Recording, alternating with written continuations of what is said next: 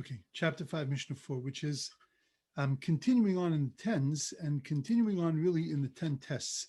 We know that last week we talked about the 10 tests that Avraham Avinu was tested with, and we spoke about that this was something that was specific to Avraham Avinu in order to be able to develop his characteristics and to be able to bring out his best. But then the Mishnah continues and says, I want to read the whole Mishnah and then we'll go through the details of it. And then the message that the Mishnah is trying to tell us. So there were 10 miracles that were done to our forefathers in Egypt. And we had said that the word nes, which means miracle, the word nes, which means banner, and the word nes, which means test or nisayon, they're all the same words, because what God does is he tests us in order to be able to, for us to be able to see what kind of ability that we have inside of us to be able to stay dedicated to him and to really, in essence, to fly his flag. And that's what a nace is. A nace is a banner, it's a flag. And a nace is a miracle because that's also a banner or flag to God. And that God did 10 miracles in order to be able to hoist his banner, in order to fly his banner for the Jewish people in Mitzrayim, and also for the Egyptians, that they should understand that God was in charge of the world. It was something that they had a difficulty with, that the Egyptians had a difficulty with, and the Jews had a difficulty with. And that God was just establishing not only his presence in the world, but establishing the fact that he is involved in everyone's individual lives. So Asara Nisim Navu Nasu Lavaseinu Mitzrayim, there were 10 miracles that were done to our forefathers in Egypt, V'asara alayam, and there were 10 miracles that were done at the splitting of the sea. As we're going to learn in a few minutes, it wasn't merely just the splitting of the sea, but there were 10 aspects of the splitting of the sea. At the time of the splitting, there were 10 different things that happened. Then in my Mishnah, it's in parentheses, but it says, Eser Makos Hivi HaKadosh Baruch Hu ala Mitzrim b'Mitzrayim. There were 10 makos that God brought to the Mitzrim, to the Egyptians in Egypt, which is the flip side of the 10 miracles that were done to our forefathers in Mitzrayim, because the 10 miracles that were done to our forefathers in Egypt were that they were not affected by the 10 plagues, and that every single one of the 10 plagues that took place, they were outside of those 10 plagues, And and then there was Eser Alayam, and then there were 10 miracles that took place on the sea. Asara Nisyonos, there were 10 tests. Nisu Avosenu es Hamakom Baruchu Bamidbar. The Jews tested God 10 times in the desert. Shenamar, as it says, Vayinasu Osiza Eser Pamim V'lo Shamu B'Koli. It says in a verse in the Torah in Bamidbar, in Numbers, that they tested me 10 times, V'lo Shamu B'Koli, and they didn't listen to my voice. What exactly those 10 tests are, again, we'll see that in a few minutes. But the first question that I want to ask in the Mishnah is that what's the ethical message of this Mishnah? Remember, this is Pirkei Avos, not Jewish history. That is not just teaching us that there were 10 tests or 10 things that took place. It wasn't just that we were trying to find something that goes along and connects to the number 10. There's a reason why the Mishnah lumped all this together, and why the Mishnah feels it necessary to teach me that there were 10 miracles that were done to the Jews in Egypt. There were 10 miracles that were done on the sea. There were 10 tests that we tested God with. What's all that got to do with each other? Why do we need to know these things? How does that make me into a better human being? What does that teach me about my own morals and values and ethics? That this has to be in Pirkei Avos, this has to be in the ethics of the fathers. Why did God need to do 10 miracles both in Egypt and at the sea? If God was trying to prove himself so that people would say that the Lord our God, right, they would recognize God, that it's all coming from God, then why was it necessary for God to prove himself both in Egypt and on the sea? It was really one incident. It was really one event, really. The saving us from Egypt and the taking us out and then splitting the sea. It was all one thing. They could have been included in one group of 10. Why was it necessary to have 10 over here and to have 10 over there also? And also, what does it mean that we tested God 10 times? That's just a whole very, very difficult concept, because doesn't seem to be the same kind of word, test. right? When we say that God tested us, or he did miracles to us, right? He did miracles for us to prove himself, and that we tested him 10 times. What does that mean? We tested him. How do we test God? Okay. So let's first, before we even understand what's going on, and we understand what the message of this mission is, let's just understand what the things are. So what were the 10 miracles that happened to our fathers in Egypt? Like I mentioned, it was the fact that we were saved from every one of the plagues. Every single one of the plagues took place to the Egyptians. According to many of the commentaries, we were there. It was in we were also experiencing it, but it had nothing to do with us. So for example, in the plague of blood, so the water in Egypt all turned to blood. And it turned to blood to the extent that whenever an Egyptian would drink from any water in Egypt, anything that had a water content, an H2O content, it would turn to blood. When a Jew would drink from that very same source of water, so then it wouldn't be blood. It would be regular water. So here we saw the Egyptians right next to us. We saw them experiencing blood, and yet for us, we weren't affected by it. The same is true with frogs. Right, when the children sing by the Seder, frogs here, frogs there, frogs were truly everywhere. Right, there were frogs in your head, frogs in your bed. Right, and they sing the whole song, and it must have been an incredibly a dramatic experience to have these frogs all over the place. The Jews saw the frogs. The Jews smelled the smell of the frogs, but it had no negative effect on them. The same as with we can use all the plagues, but the same as with the plague of darkness. That Egypt went dark for 3 days. It went dark to such an extent that the Egyptians couldn't move. They were paralyzed because of the darkness. The Jews were not paralyzed in the darkness. Jews were able to see each other. Jews were able to operate fully as if it was regular. There was nothing going on for the Jewish people. They, as a matter of fact, were able to go through the Egyptian homes and to be able to find the wealth that the Egyptians were hiding in their homes, so that when God commanded them to ask the Egyptians for their wealth, so then they were going to be able to say to the Egyptians who said, we don't have any wealth, to say to them, what are you talking about? I know in your sock drawer, on the third drawer behind the blue socks, I know that there's gold and silver and wealth there, because they scoped it out during the time of the plague of darkness. Everything that took place for the Egyptians did not take place for the Jewish people. That was the miracle that happened to the Jews. 10 miracles happened on the sea. So if I were to ask you what miracles happened on the sea, so everybody knows that the first miracle was that the sea split in two. And that was an incredible miracle, but that wasn't the only miracle that took place. We know also that the sea covered over the Jewish people as they walked through, so that they were protected and covered. We know also that the Yam became the ground became like dry land. Now, even if the sea were to split and the water was to recede, but there would still be mud on the bottom of the floor, and it would be very difficult to walk through. For the Jewish people, it became like solid ground, and they were able to walk through with ease. For the Egyptians, though, that were running after them, so then the moisture returned, and it caught them as they started to go through. That was the first thing that happened to them, is that they got caught by the mud.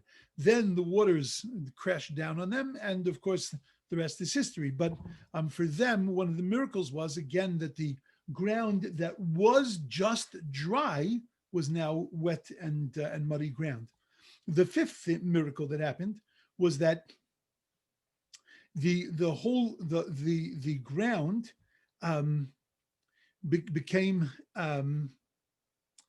became a lot of little, like the ground became like cobblestones. In other words, like stones, and it was very organized, and it was very neat and orderly as we walked through.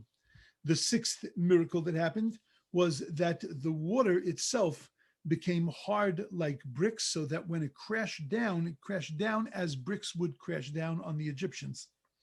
When the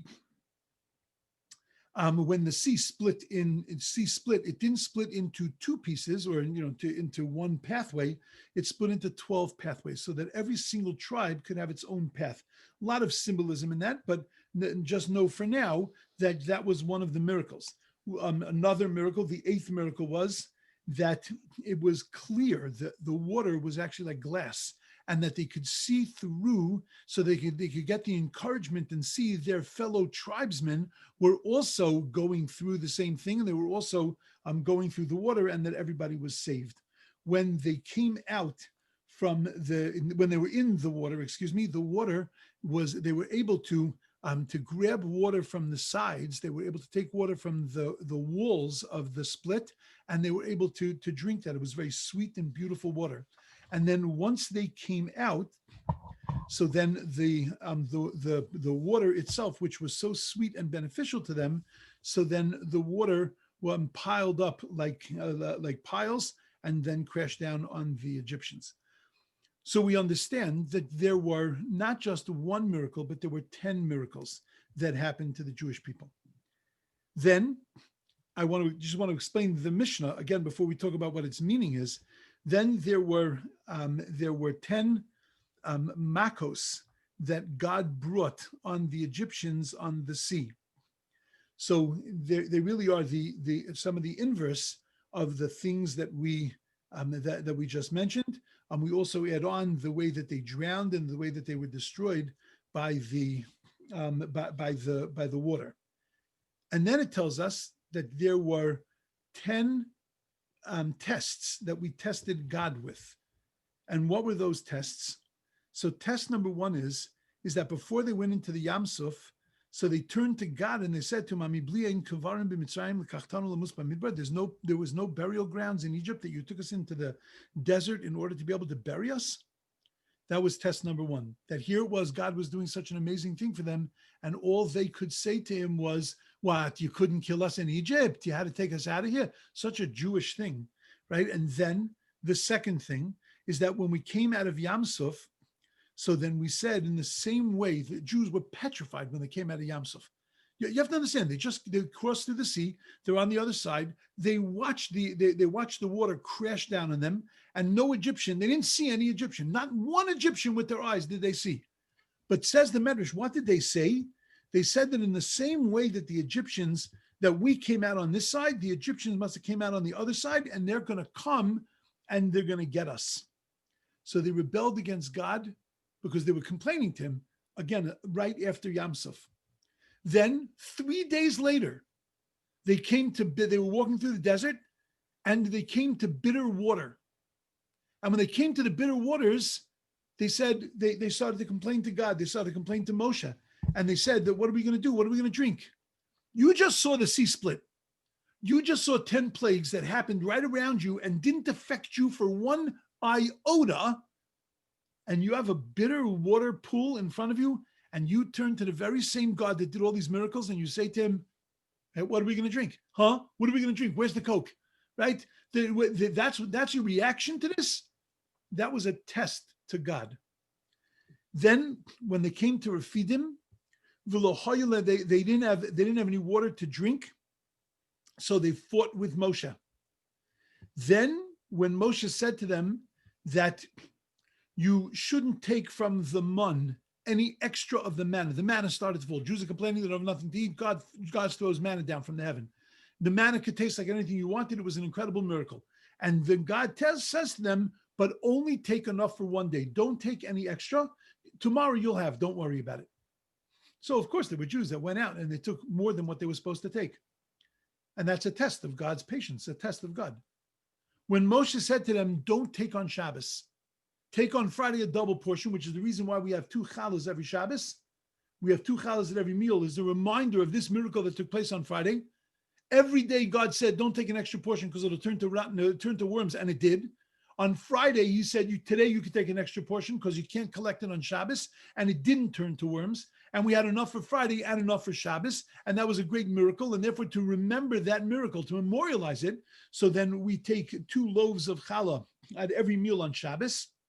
So God told us not to go and collect the man on Shabbos. And of course, what did we do? We went and we collected man on Shabbos. When we got to the midbar, to the desert, we started to complain to Moshe that we didn't have any lechem, we didn't have any bread. And again, they said to Moshe that you had to take us out here to die. We remember the meat and the bread and everything that we ate so plentifully in Mitzrayim. Then in a place called Kivros, Taiva, they asked for meat. Where's the beef? That was not invented in a movie or on Wall Street or on Madison Avenue. That was invented in the Torah. Where's the beef? right? That they started to complain. They needed some real meat. So God gave them meat that came out of their noses. He gave them so much. And then they made the Egel Azov, the golden calf. You talk about testing God's patience, right? The golden calf. So then in Midbar Paran, they sent the Meraglim, they sent they sent the spies. Only after all 10 of these tests did God say to them, look, obviously you people are not going to are not going to be the ones that are going to be able to enter into the land of Israel. You're all going to have to die, whatever, and then another generation is going to have to come. But nevertheless, there were 10 tests that were recorded in the Torah of how we tested God. What does that do for me? How does that help me? We know that the Jewish pastime is kvetching. We know that. So what does that do for me? How does that make me a better person to know that we tested God 10 times and that God was patient with us every one of the 10 times, even on the last one where he smacked us a little bit, but he was still very patient with us. He didn't reject us. Why do I need to know that? Okay, let's get to work. One last question. Why did there need to be 10 miracles? Why did there need to be 10 tests? Why couldn't God have done it in one? And this I could have asked really on all of them. Why did there need to be 10 words of creation? Why couldn't there have been one? Why did there need to be 10 commandments? Why couldn't there have been one? Why did there need to be 10 generations between Adam and Noah? Could have been one. Why did there have to be 10 generations between Noah and Abraham? It could have been one. Everything could have been done in one. It's God, remember. God can do it in one. If God can do it in 10, he can do it in one. So why was it necessary? And why was it necessary for the Mishnah pointed out to me that it was 10? When we spoke last week about the 10 tests that God gave to Abraham, according to many, one of the first tests, if not the first test, was when God came to Avram and he told him, Lech lecha me'artzecha. He told him that he should leave his land and that he should go out to leave his land, leave everything behind, and he should go to a place that God is not going to show him. And we pointed out that that was a tremendous test because Abraham really had no idea where he was going. But that's only if you don't look inside the Torah. If you look inside the Torah, you'll see that the Torah says in the first pasuk, it says, next week's Pasha, God says, go from your land, go from your father's place, go from your family, and go to a place that I will show you eventually where you're going. And then the next pasuk says, and that you're going to become a great nation, and I'm going to make your name great. And our rabbis understand that all of that is talking about that the things that Abraham didn't have in his life, he didn't have fame, he didn't have fortune, he didn't have children, God was promising him. Now, wouldn't you follow God if God came to you and said, I want you to come with me. I'm not telling you where we're going. We're just going to go. I want you to come with me. But every pain in your life that you have, I'm going to take care of in that place. Would you go? Of course you would go. If God offered you $1 billion and you were suffering from money, right? And God said $1 billion, of course you're going to follow him. You're not following necessarily because it's God. You're following him because it's good for you. Because this is like amazing. You're going to make out like a bandit. So why? God promised you everything is going to be fine. So why wouldn't you? If you didn't have children and God promised you go to that place and I promise you're going to have children. So wouldn't you go? Even if you thought that it was impossible to have children, but on a whim, wouldn't you go? Just that you wouldn't leave any stone unturned. Of course you would try. You would attempt that. So why is this considered a great act of faith of Avram Avinu when it wasn't really an act of faith? He was promised great rewards for following God. So many of our rabbis explained that the real test was that Abraham knew that this was going to be important for him. This was going to be a great yield in his life. This was going to be something that was going to give him a great advantage. But Abraham had to go because lech lecha, because God said to him, go for you. This is not for me. This is not so I can know how much you love me. This is not so I can see how much faith you have. This is for you, because this is the best thing that ever happened to your life. To be able to go there, to be able to have a relationship with me, it's something that is for your benefit. It's something that is for you. And that was the hardest thing to convey to Avram, that Avram Avinu could get over the fact that he knew that there was going to be certain gains and advantages, but it wasn't, he was doing this because he wanted a relationship with God, not just because he wanted the things that God was promising him, but he wanted a relationship with God, and having a relationship with God was the best thing for him. This wasn't an easy thing to be able to convey to Avram Avinu, and it's not really it's not an easy thing to convey to anybody, right? Look at our children, right? You tell your child to do something. What does the child think automatically? They might not ever express this to you, but what do they really think? Let's talk even about an older child. You tell your child that you want them to go to college. Why do they think you want them to go to college? Because they think that you want them to go to college because they're doing it for you. Because it's something that you want to be able to say to other people, my child went to college, my child's a doctor, my child's a lawyer, right? I mean, listen, we know that to be true, that there were many parents that pushed their children to be doctors, pushed their children to be lawyers, pushed their children into certain kinds of professions because it was something that was good for the parent. I tell this story often, as you imagine a parent who says to a child that, next Sunday you're starting soccer league. So the child says, soccer league, I don't want to play soccer, I want to go to ballet. So a boy, right? So the mother says, you ain't going to ballet. What are people going to say? I'm going to take my son to ballet. You're not going to ballet. I don't care how liberal a world we live in. You're not going to ballet, right? You're going to soccer. And trust me, you're going to love soccer. You're going to love soccer because I love soccer. Because it was my favorite part of growing up was going to play soccer. You're going to love it also. Parents not thinking about the child. Parents thinking about themselves. Now, it's a gross example, but that's what happens with a lot of things. That a lot of things, when we have short of religious aspiration, but we have aspirations for our children, we don't really have aspirations for our children. We have aspirations for ourselves, and we want them to be carried out by our children. But to convey the message to another person that the reason that I want this for you and that I'm trying to help you get this is not because it's going to do anything for me. This is not for me. This is for you. And for God to be able to convey that to Avram, it's not that because in God's world, he needs Avram to follow him, but that he needs Avram to follow him because it's going to be the best thing for Avram. It's going to be the best thing in Avram's world. That was a very, very hard thing to convey. It was a very hard thing to get through to Avram Avinu. But that's if you're gonna have success with your children, and certainly if God was going to have success with Abraham, he needed to get that point across to him that my concern is only one thing. My concern is you. It's not me. It's not the way I look. It's not what people are going to say about me. But when it comes to who my child is going to marry, has nothing to do with me, has nothing to do with what it says about me. It has to do with you and what's the best thing for you. And that in relationships is the thing that we have to convey, that when I hope for you, I'm hoping for you. When I worry about you, when I, as a friend of yours, try to tell you, I don't think you should be doing this, it's not because it washes back bad on me. It's not because I have any dog in the game. I don't have anything in this anything in this fight. It's for me. All I have is I have a care and a concern for you, and that's the way God is with us. The reason why God wants us to keep mitzvos is not because it's good for God if we keep mitzvos. God wants us to keep mitzvos, and He encourages us to keep mitzvos because it's good for us to keep mitzvos. I'll tell you an amazing thing. In Parshas Ha'azinu, there is the most stunning pasuk. There is the most stunning verse in the Torah. The Torah says as follows. The Torah says,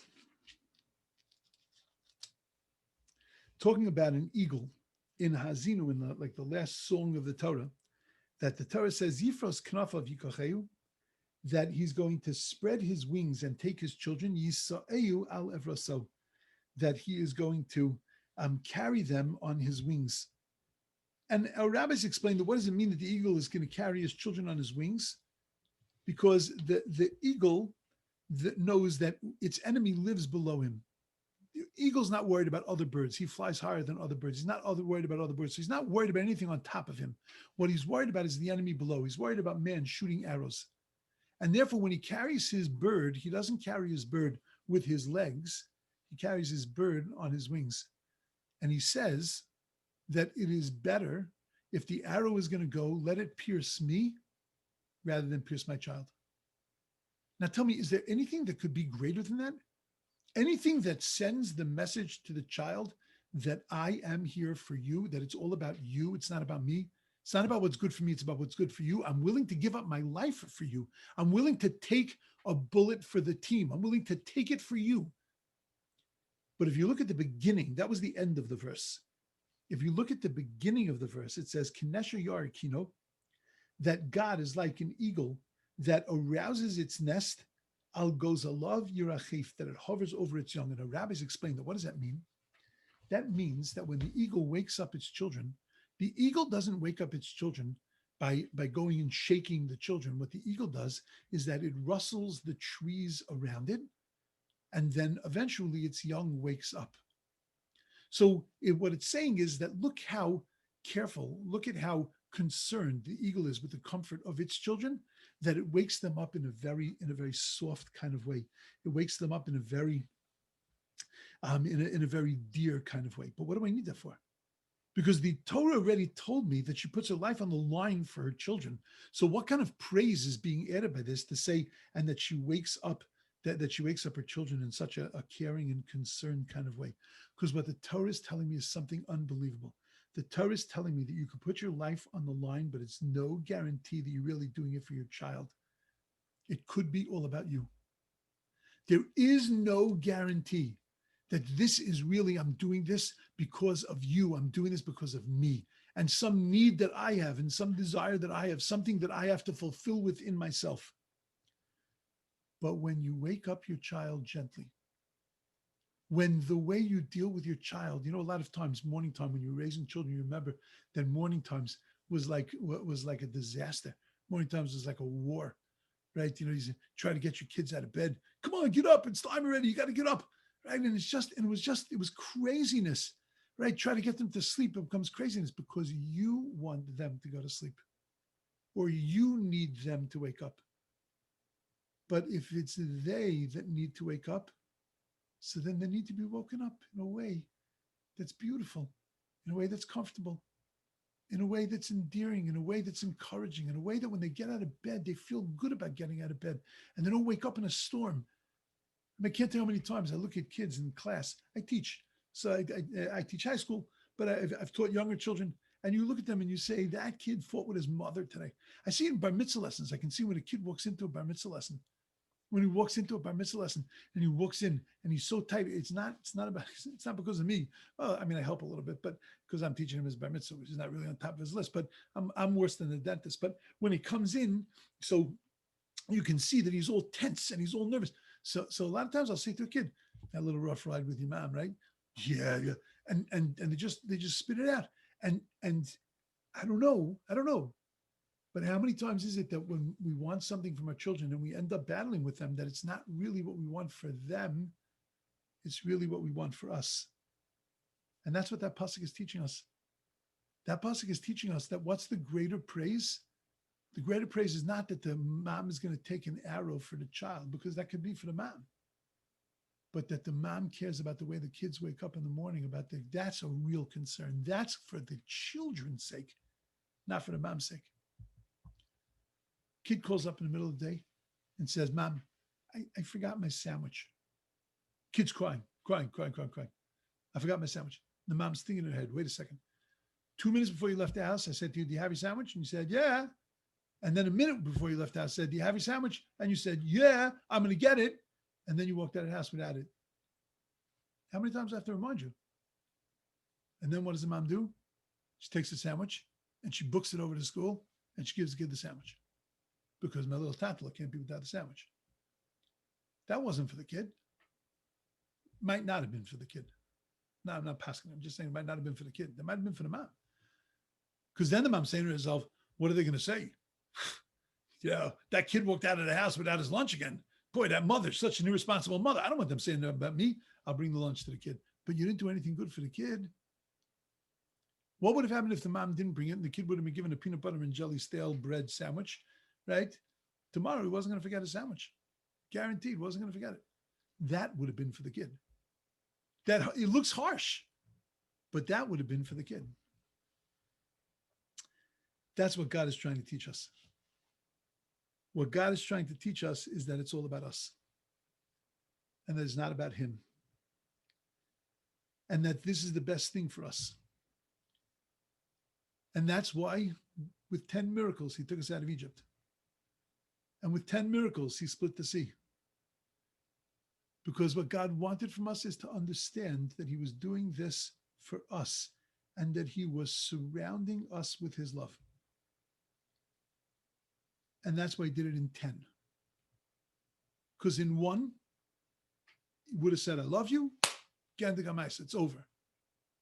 But in 10, I love you, I love you, I love you, I love you, I love you, I love you, I love you, I love you.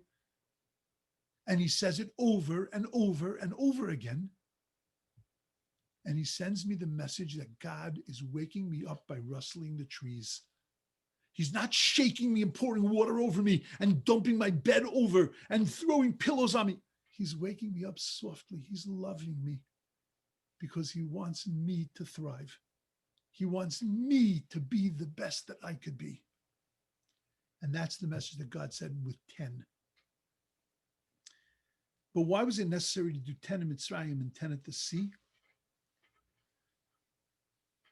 So the standard answer is that in Mitzrayim, the miracles had a different message than on the sea.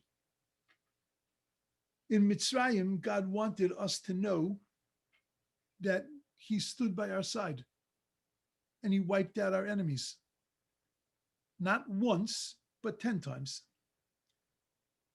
Because he loves us.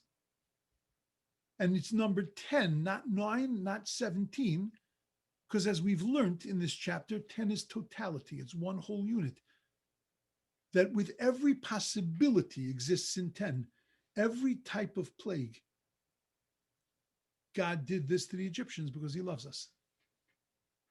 And then by the sea, he did those 10 miracles in order to be able to show us how much he cares about us, how much he protects us, how much not just protect us from our enemies, but to make our lives comfortable, to make the experience of walking through the miraculous moment of the splitting of the sea, to make it clear that this was being done for us. But let's go a little bit further. Because if you look at the miracles that were done in Mitzrayim, we didn't participate in those. We had nothing to do with blood. We had nothing to do with frogs. We had nothing to do with lice. We had nothing to do with darkness. We had nothing to do with the plague of the firstborn. Nothing to do with it. It was God doing it all. We were spectators. That's called Isarusa de la Ela. That's called God's influence coming from above. But then by the sea, when Moshe complained to God and he said to God, what's going to happen to the Jews? And he started to daven, and God said, don't daven now, get up and go. Vayso, go. Because now is the time for action, because you have to participate in bringing these miracles, because there's another part of this message that I have to send you. I love you. I'm going to take care of you. But you have to participate. You have to put some energy into this. And then when you take the initiative and you participate, so then my love is going to be showered on you. To a degree, it's going to come to you even if you do nothing. That was Mitzrayim. But a deeper kind of care and concern for you, a deeper kind of miracle is going to happen to you when you participate also, when you get involved. Beautiful. So what this mishna is telling me is that God did these miracles and miraculous things for us to let us know that he was in this for us. It wasn't that he needed a nation. It wasn't that he needed a people, but that we needed a relationship with God, and he was giving this to us. What about the last part of the Mishnah that says we tested God 10 times? What do you mean tested him? We sinned 10 times. Every single one of those things was a sin. Golden calf, big sin. Despise, big sin. Complaining about bitter water, big sin. So what are you talking about? We tested him 10 times. God said, don't collect the money, don't go out on Shabbos. We went out on Shabbos. You know what that means? We went out on Shabbos? We transgressed. We desecrated the Sabbath. What are you talking about? It's not just we tested him like we were nudniks. We tested him, testing my patience. We were sinning. So to an extent, God set us up a little bit. Because the testing here doesn't mean that we were testing God as God tested us, but that we were testing the relationship. That there were 10 times in our trek through the desert that by sinning and by doing something wrong, we were testing the relationship to see, is God committed to this relationship forever through thick and thin? We got the message that he's concerned about us. We got the message that this is all for us and for our good. But how, is there an envelope? Are there boundaries? Does it only go up to a certain extent, or does it go forever? And God wanted us to sin so that we could recognize that even when we built a golden calf 40 days after the giving of the Torah, even when we rejected the land of Israel, which was the whole reason that we came out of Egypt, God said, Salachti kidvarecha, I forgive you because I'm committed to you and to your growth and to your best. I'm committed to that forever. And if I had to characterize this mishna, what this mishna is teaching me, that with the number 10, with totality, God sent us a message that I am committed to you and to your growth, to your development, and to your success forever. I think that's an incredibly powerful message that might have been missed had it not been placed this way in the Mishnah, that by lumping all of these things together, not merely because they happen to be tens, but because each one of them has a common ground. God wanted us to get the message that at the end of the day, he is here for us and concerned about us. It's not about him. It's about us.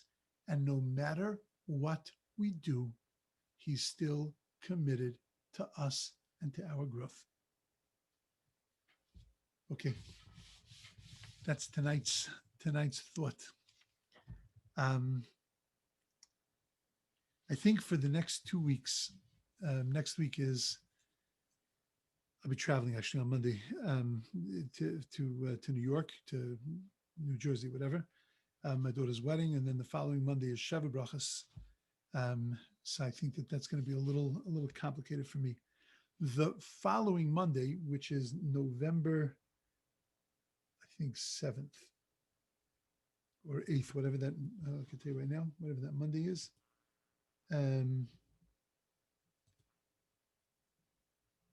Is the Monday the 9th. We'll resume on Monday the 9th. So it's just 2 Mondays that we're going to take a little break, and we'll resume on Monday the 9th. I will be in Bidud, in what do they call it, quarantine in Israel, because when you go back to Israel, you got to go into 2-week quarantine unless for some reason they lift that between now and then, which is, always possible. But if not, I will be in quarantine and more than happy to have something to do. And we will start class again. We'll pick it up with the next 10, which is again a very, very beautiful and very exciting, important 10, which is about the 10 miracles that happened to the Jews in every single day in the temple. And we'll go through some very important lessons there. Okay, we'll stop there. Thank you all very much. And the Mitzvah Shem will see you in 3 weeks. Mazel tov. Thank you very much. Thank you. Yeah. Mazel tov. Thank you very much. Thank you. Okay, have a Mazel tov, Rabbi. Thank you. Shkoyach, I appreciate it. Yes. Everyone should have a beautiful night. Yeah, same to you. Take care. Okay, take care. Bye. Bye.